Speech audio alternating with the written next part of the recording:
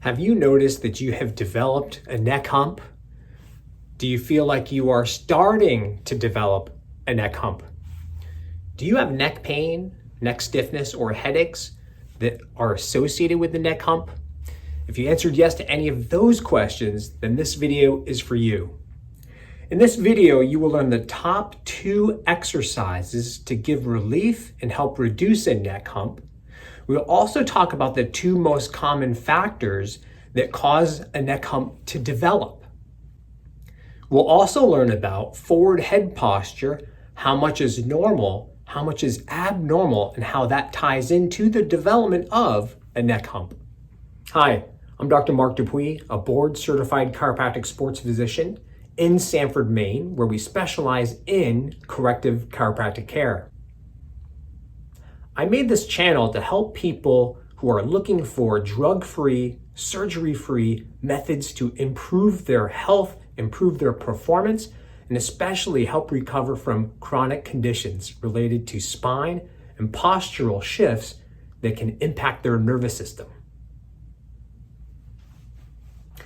Many people suffer from neck pain, neck stiffness, headaches, and are directly related to the formation of a neck hump.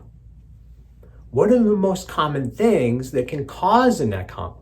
Well, there are 2 major ones, and these should be pretty obvious when we think about it. The first, text neck. Look around, how many of us are spending much more time than we should looking far down on our mobile devices, which puts a lot of pulling pressure on the cervical thoracic junction, right? A close relative to text neck is the second major driving force, and that's excessive computer use, right? So think about computer stations, even when they are designed ergonomically correct.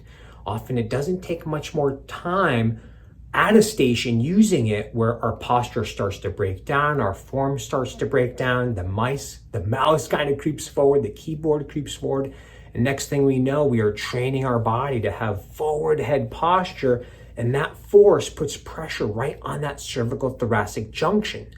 So essentially, what's happening is forward head posture is creating excessive forces at the cervical thoracic junction, and then your body responds by trying to build more tissue to try to handle that excessive load. And the loads we're talking about here are huge. Let's talk about forward head posture. Why those 2 things, text neck, computer usage, or any other thing that drives your head forward can really drive the production of a neck hump. So think about this statistic. Just 1 inch of forward head posture makes the effective weight of the head double at the cervical thoracic junction. So the average adult head weighs between 8 and 12 pounds. So let's say 10-pound average. Again, just 1 inch of forward head posture can place about 20 pounds of pressure at the cervical thoracic junction. We see new patients every week of all ages coming in with sometimes 2 or more inches of forward head posture, equating to 20, 30, 40 pounds of pressure or more at that CT junction. It won't take long before discs start wearing out at those levels. And then the body, again, trying to shore up support, will start building more bone. That can add to the development of bone spurs, create more pain, more stiffness, which can then allow the head to drop further forward, making the whole process worse. So now that you know the 2 major drivers of forward head posture and neck hump creation, let's talk about the top 2 exercises to provide some relief to a neck hump or to help reduce a neck hump. Follow me to the rehab room where we'll break down these 2 exercises for you. This first exercise is done seated and is perfect for the office worker, computer worker, person working from home that's at their computer for many hours per day. Again, what happens is we end up driving the head forward, our shoulders round in, our palms pronate, and we're stuck in this position, right? So what we do is we sit up nice and tall, and then we roll our shoulders back, And then when we roll our shoulders back, we want to flip our palms open. That opens up the chest, that brings the shoulders back. The shoulders and the head tend to follow one another. So that's why we start with rolling the shoulders back, palms up, and then we slowly, gently tip the head back. And then we just do small rotations back and forth. And then we hold this position right here and do a few deep breaths in through the nose, out through the mouth, in through the nose, out through the mouth, and then release. We can do 3, 4, 5 reps at a time. This can be done every 20 or 30 minutes to break the monotony of being in these poor positions. Again, roll the shoulders back, palms up, tip the head back, gentle rotation side to side, big breath in through the nose, out through the mouth, and relax. Notice what we don't do. We don't chin tuck. Folks, if you're still doing chin tucks, those are out. A lot of times, providers, even some chiropractors, are still recommending them, but the biomechanical research is clear. Far too many people that chin tuck, you'll actually cause an abnormal S-curve in the cervical spine, so those are out. We do tip the head back instead. So that is the first exercise. The second exercise is a little more aggressive version of this one, and it's done standing. We're gonna head over to the door jam to see that one. For this second exercise, all you need is a door jam. What we're gonna do is place ourselves at the opening of the door jam. Our palms are gonna be down low, contacting the door jam, and I'm gonna keep my head in line. I'm gonna not move my head forward. I wanna keep my head over my torso, and then the whole entire body leans forward until you feel a good opening chest in the good opening stretch in the chest. And then here too, to make sure that head's not going forward, I want to just gently tip the head back.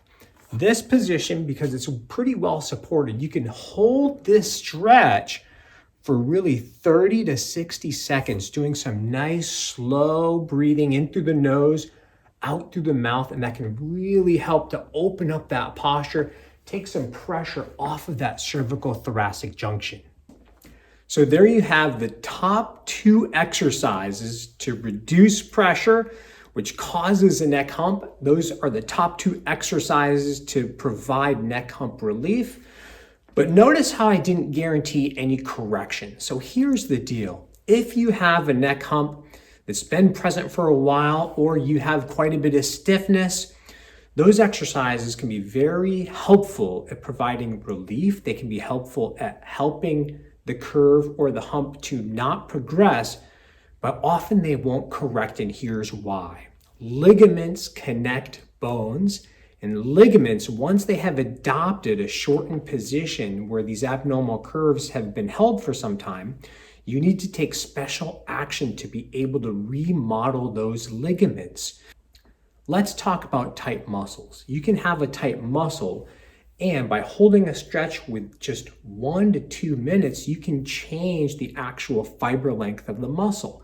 But that doesn't work with ligaments. To be able to get ligaments to change their position, to stretch to new postures, if you will, you have to apply enough pressure, a stretch over time. And there's a bell curve. It's between 12 and 20 minutes is the amount of tension over time that's required to actually create some change in the ligaments. So that's why if you have a hump or are developing a hump that's starting to become fixated, regular chiropractic adjustments won't correct that. Physical therapy exercises won't correct that. Acupuncture won't correct that, because you've got to get into the ligamentous tissues and actually remodel them. So that is where corrective chiropractic care comes in. As corrective care chiropractors, we do traditional adjusting, but then our rehab utilizes traction methods according to the guidelines of modern physiology, where we apply forces between 12 and 20 minutes over time to actually remodel those ligamentous tissues. Here's one such unit we use. This is a seated Pope traction unit. Behind me, we have DTS tables where we can also set up neck curves, where we can pull curves back into their proper position, their proper shape. And that's what really sets apart corrective chiropractic care from regular chiropractic care. To find a corrective chiropractor near you, if you are watching or listening from outside of our area, go to idealspine.com and you can look up the provider directory there. I hope you found this video very helpful on neck hump reduction, neck hump relief. If you found it useful, please share, like this video, subscribe to our channel so that you can get future videos, hopefully of interest and of help. Thank you very much for watching and have a great day.